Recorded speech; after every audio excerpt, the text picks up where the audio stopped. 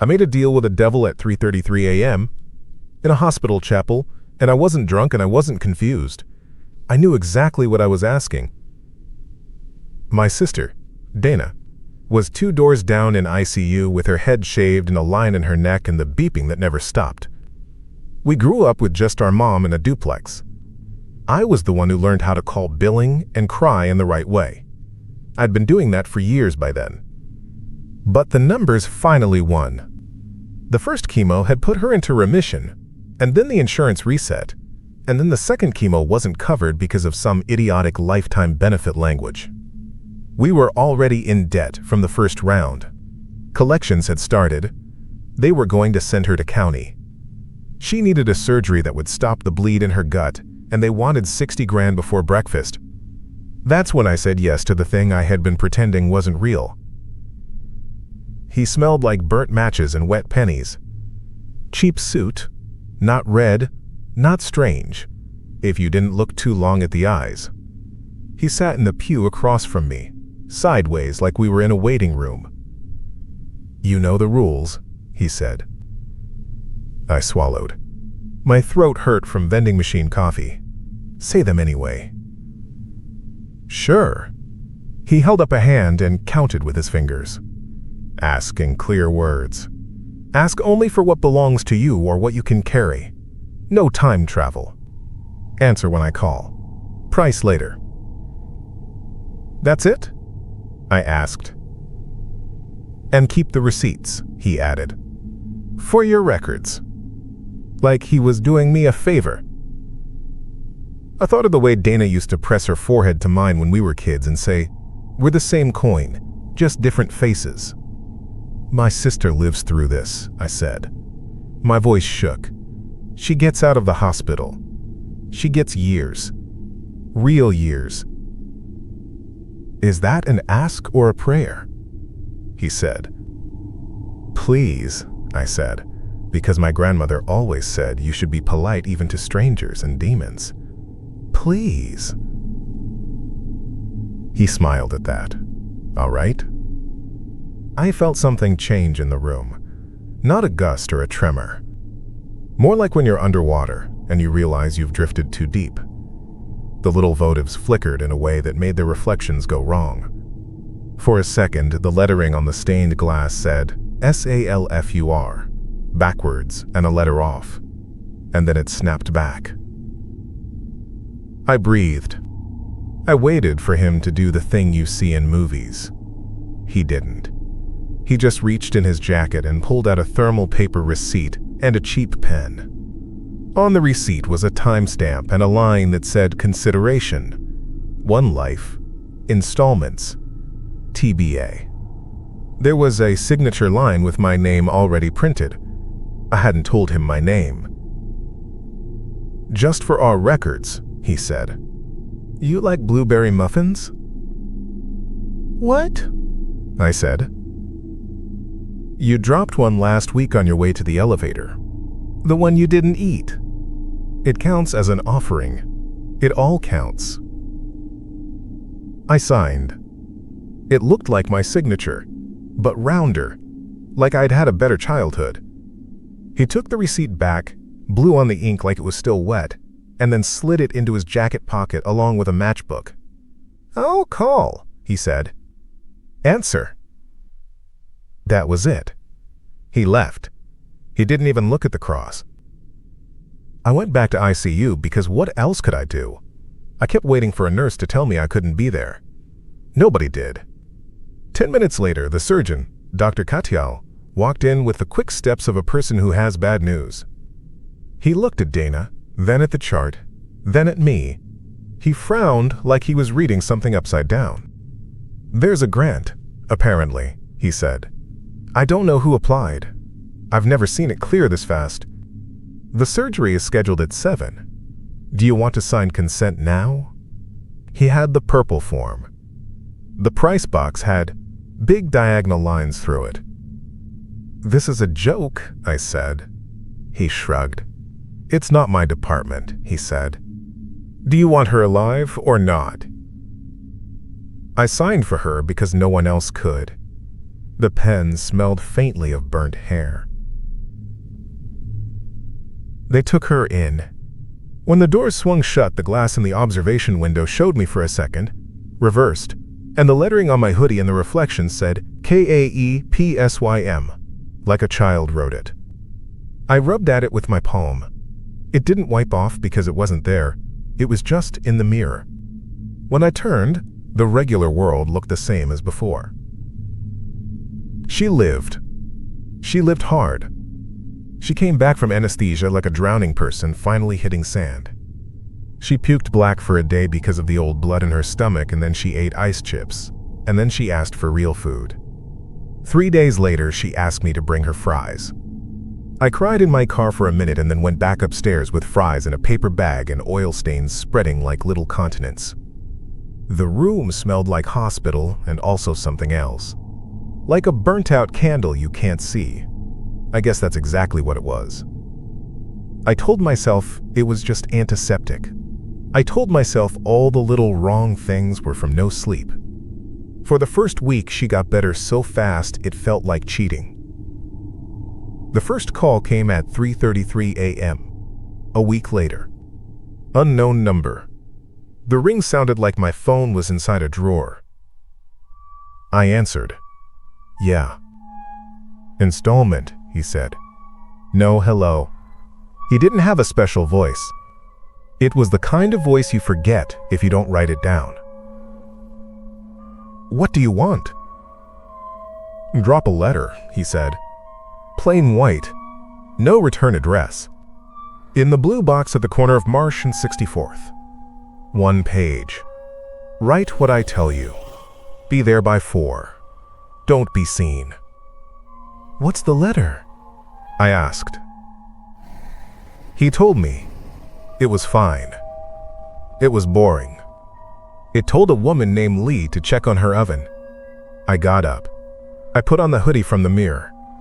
I wrote the letter at my kitchen table with a pen that kept smelling like something black had cooked on it. I checked my phone.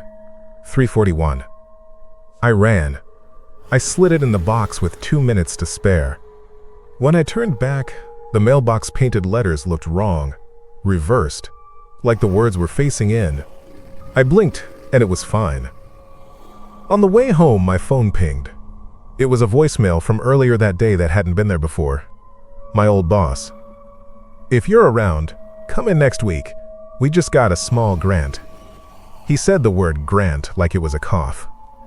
I called him back in the morning, and he answered on the first ring and didn't remember leaving the message. Time, the devil texted me later. 1 word, with a little fire emoji I hated. We keep it how it fits. The next installment, 2 nights later, wasn't fine. It was to switch 2 envelopes at an office on the 3rd floor of the building across from the hospital. The door was unlocked, like someone had forgotten. I told myself it was a test of nimbleness. A spy game, not hurting anyone. The envelopes were the same size, just different stamps, and the names were similar in a way that felt intentional. I did it. On the way out, I caught my reflection in the glass, and the exit sign over my head said TIXE.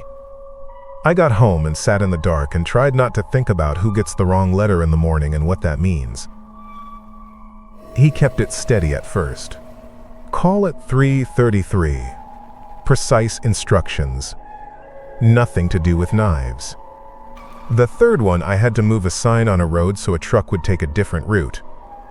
The 4th, I had to keep a guy talking for 5 minutes at a bus stop so he'd miss the last bus and sleep at the shelter. He looked tired and friendly and told me about his dog. I told myself maybe something worse would happen if he caught that bus. I told myself I was working with incomplete information. I was good at telling myself things. I started saving receipts like a crazy person. Coffee, fries, parking. They started coming out with a tiny 2nd line of print, so faint it looked like it was under the paper. My signature was on all of them, even if I'd paid cash. Neat and rounded like my hand had been steadier. The timestamp always read 3:33 somewhere. I went looking for loopholes because that's what you do. I found old forums from the MySpace era with black backgrounds and white font and long threads titled things like "Things You Shouldn't Agree to in Accounting, but for Souls." A user named 3 of Coins had a post from 2009 that said, "If they say price later, ask when later ends. If they say answer when I call, ask what counts as answering. If they say ask in clear words, keep your mouth shut when you're scared." There was also a PDF of a scanned contract with the word consideration all over it. That made me feel better for like 5 minutes. I went to a little store on Ridge that always smelled like incense, and the owner always wore sleeves long enough to hide his knuckles. He sold me a key with a square hole in it and a bag of salt with iron filings in it. "Lay it across your thresholds," he said, and leaned close. His breath was like burnt fennel. "Don't haggle with him. They like it. It makes more lines." I left a trail on the floor, and it made tiny black footprints like somebody had walked through ash. That night, the call came, same as before. When I didn't answer on the first ring, my phone started to vibrate against the table even after I picked up, like it was 30 seconds behind. "Answer means be in motion," he said, amused. "We keep time. You keep debt."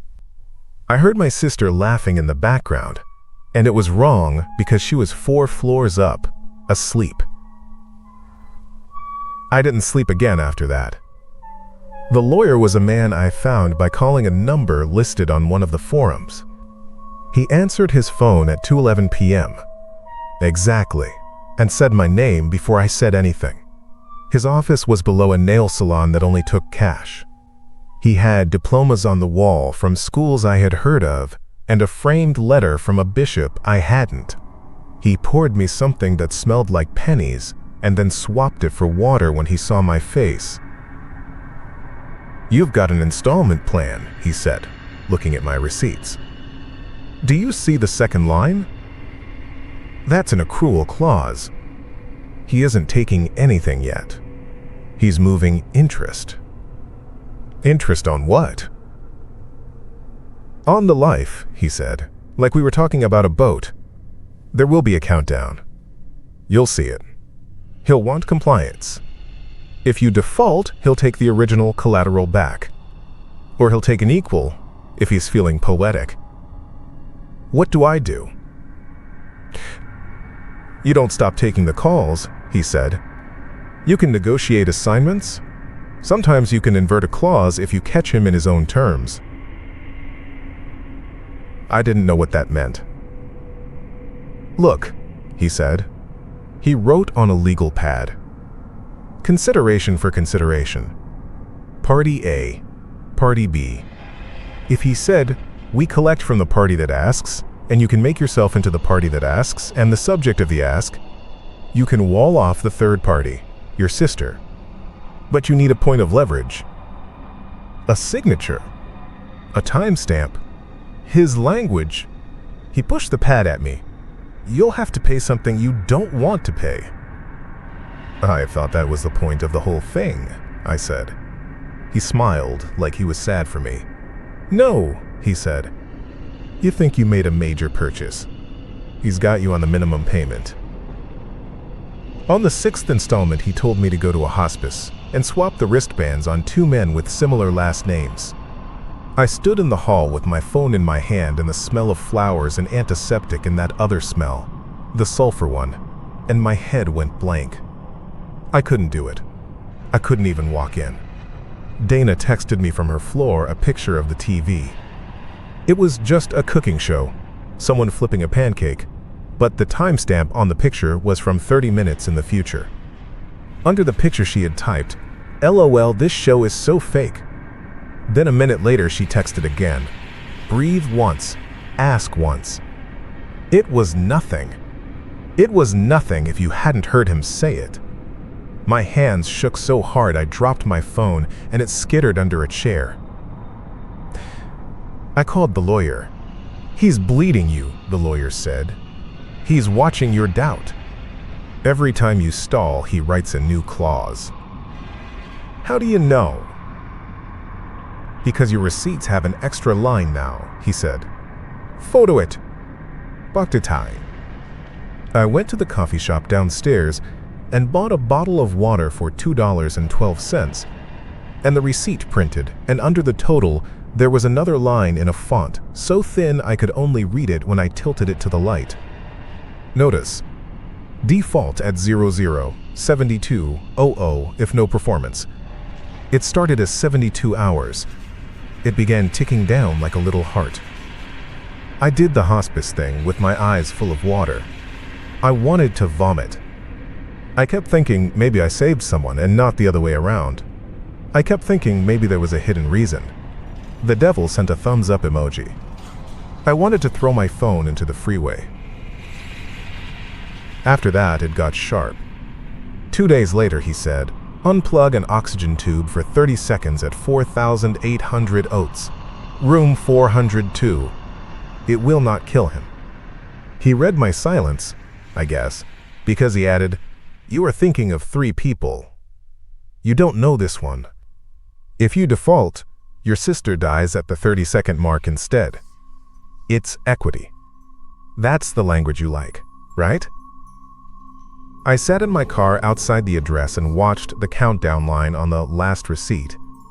It said 5 hours, 22 minutes, and 10 seconds. The numbers moved.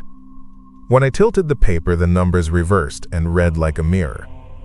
I held it up to the rear view. It still worked. I almost drove away. Then my phone rang with a voicemail from the morning that had never shown up. It was a nurse. Dana's numbers are weird, she said, and then the voicemail glitched and moved forward and backward, and the voice repeated, numbers are weird, weird are numbers, numbers, numbers. I put my forehead on the steering wheel. I made a sound that wasn't a word. I didn't go in. I called him instead. I can't do this, I said. I can't do this to someone. You asked in clear words, he said. I'll pay you, I said. Me. Take me. Take my years. Take everything. Just not her. That's already how this goes, he said. Installments. You pay. It's been you the whole time. He yawned like he was bored. But if you default, I repossess the collateral. Don't make me be boring. I hung up. I was shaking so hard, my key almost snapped in the ignition. I drove to the lawyer's office on 2 red lights. I put the receipt on his desk. He turned his computer screen toward me and typed fast, and the document on his screen wasn't Word. It was like he had his own program. There was a template. I read faster than I ever have. Parties. Assignor/assignee. Consideration. Balance of obligation. You can assign the debt, he said, to yourself, exclusively. You can make yourself the only party. I thought I already was, I said. You're a party, he said.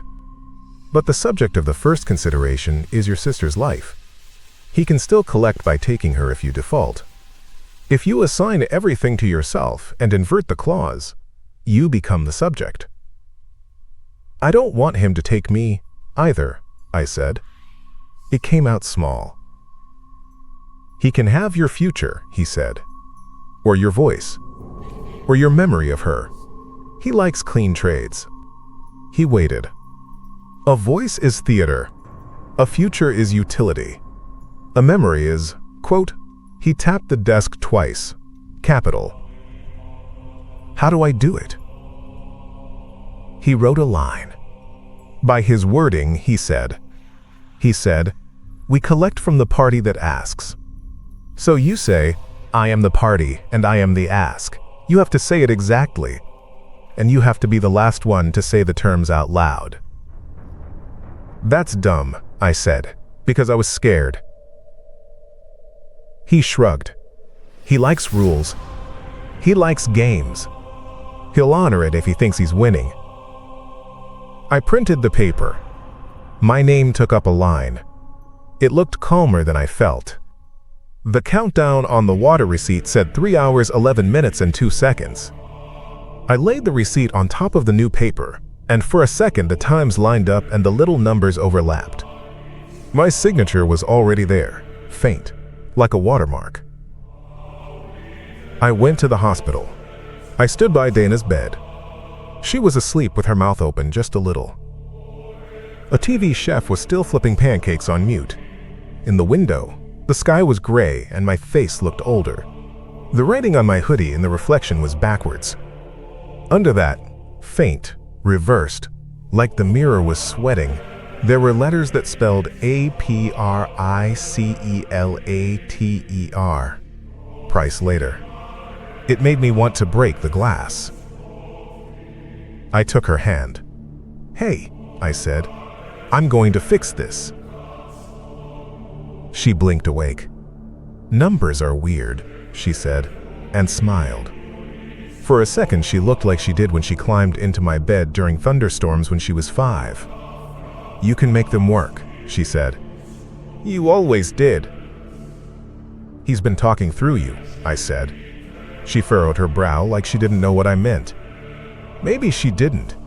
Maybe it was just the thing you say to a person who is drowning in contracts. The call came without vibrating. It was just in my head, like a thought. "Installment," he said. "Have you decided?" "Yeah," I said. "I'll pay." "Me? Assign everything to me. I'm the party." "Yes," he said, patient. "You're lovely. You've always been." "I'm the party, and I'm the ask," I said. A pause.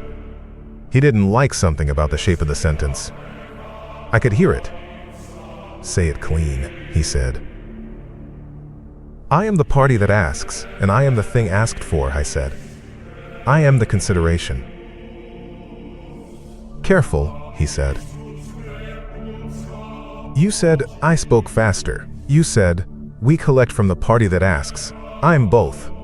I'm the party and I'm the subject. It's all me. Everything comes to me. You don't touch her again. You take it from me. Now and later. Price later? Fine. Later is mine." The air in the room went thin. The burnt match smell was strong, like someone had lit 100 birthday candles at once and then tipped them all into a sink.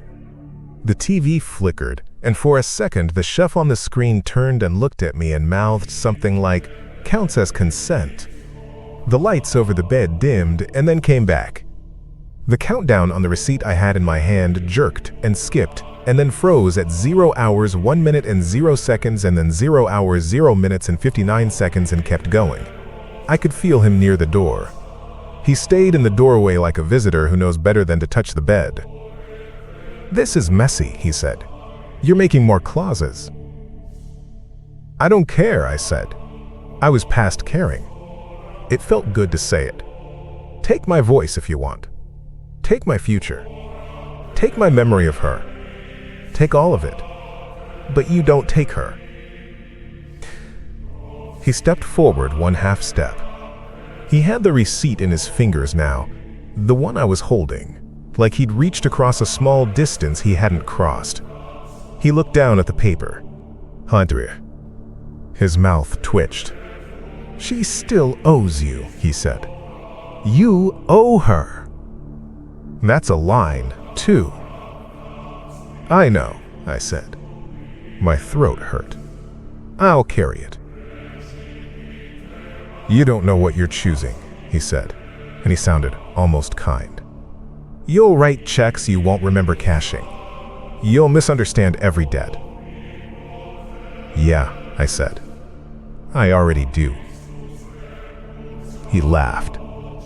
I hated it. He looked at Dana. She was asleep again, with her palm open like she was catching rain. He put the receipt back in my hand. The ink bled and then fixed, and then bled again like it couldn't decide. He said, "All right," and it clicked in my bones like a key had turned. It hurt. I wish I had nicer words for it. It hurt in a way that was close to relief. It wasn't a blow, it was a taking. It started at the back of my head where you store old house layouts and bicycle balance, and moved forward. For a second, I remembered Dana as a baby in a yellow onesie with a duck on the butt, and then the duck was gone, and then she was a kid with a gap in her teeth dancing in socks, and then the socks were gone, and then she was a teenager with green hair and a tongue stud, and then her face went soft and unshaped, and then she was a person in a bed in a room with a TV, and then she was a person. I knew she mattered. I knew I loved her like a synonym, but I didn't know why. I put my hand on the rail of her bed, and it felt like a friend's bed. The receipts in my pocket were hot. The little second line print now just said assignment acknowledged. The timestamp was a smear. He cleared his throat. "You can keep your voice," he said, like he was giving me a favor. "You'll need it. The future, though." He made a hand motion, not unkind, like he was measuring a fish. Shorter, enough for interest. I nodded. I didn't trust my voice anyway. I didn't want to hear how it sounded around words I didn't have anymore. He stepped back into the hall.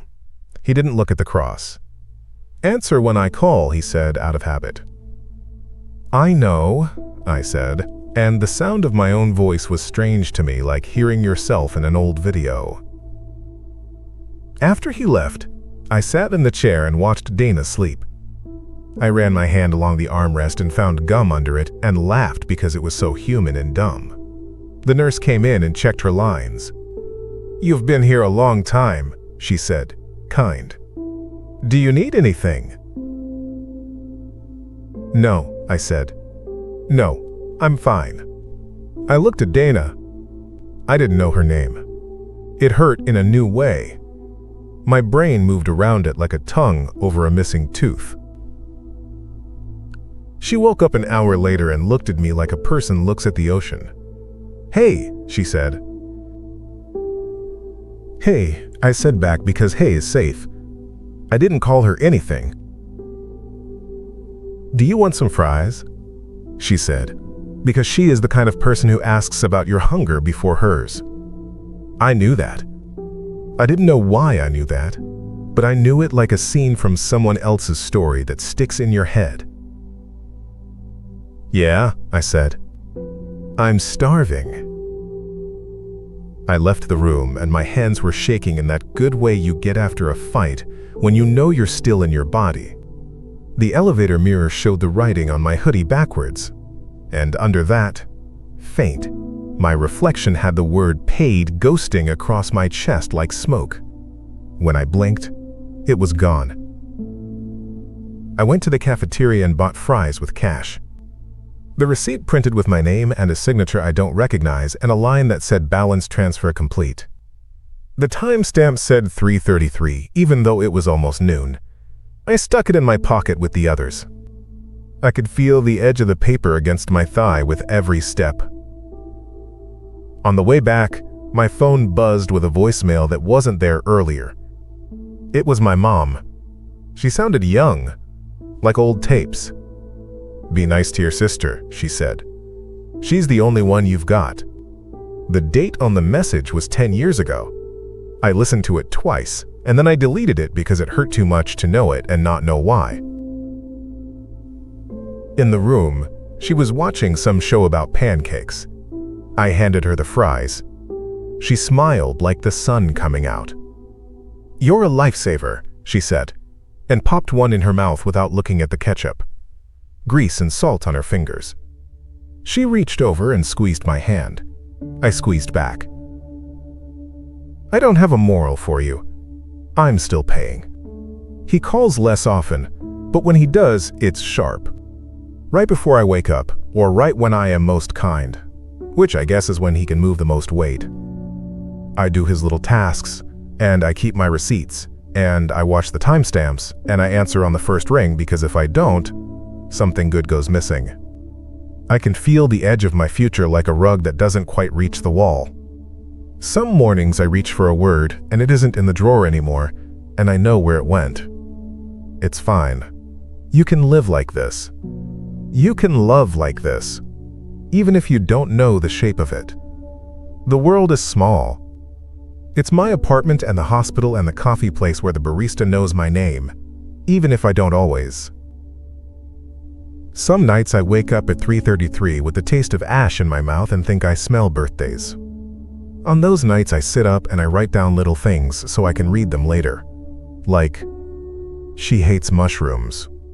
Like, she taps her foot when she lies. Like, her laugh is high and loud at the start and then drops, like a hiccup.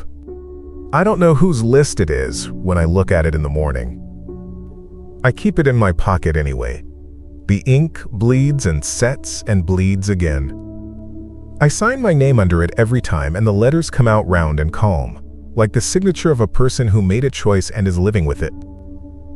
He'll call again. He always does. I'll answer. I'll pay until the rug runs out. Tonight I'm just telling you because my hands won't stop shaking and because I needed to say it. The fries were good. She ate them with her eyes closed like they were the best thing she had ever tasted. I watched her and I felt that stitched little pain where my memory should be, and it was clean. It was the price later, finally clear. I'd do it again. I'll do it again tomorrow if he makes me. The thing that stays, the part one didn't give up, is the feeling. It sits in my chest like a receipt I can't throw away. It says paid. It says due. It says both at once. And it's enough. For now, it's enough.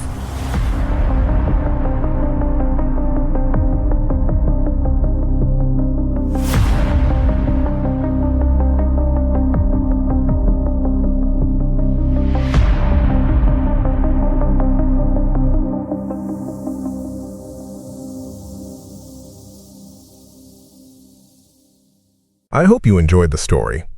If you did, feed the algorithm, hit like, drop a comment, and subscribe. It's the only way to keep the stories coming. And if you're brave enough, there's another one waiting right after this. See you on the next one.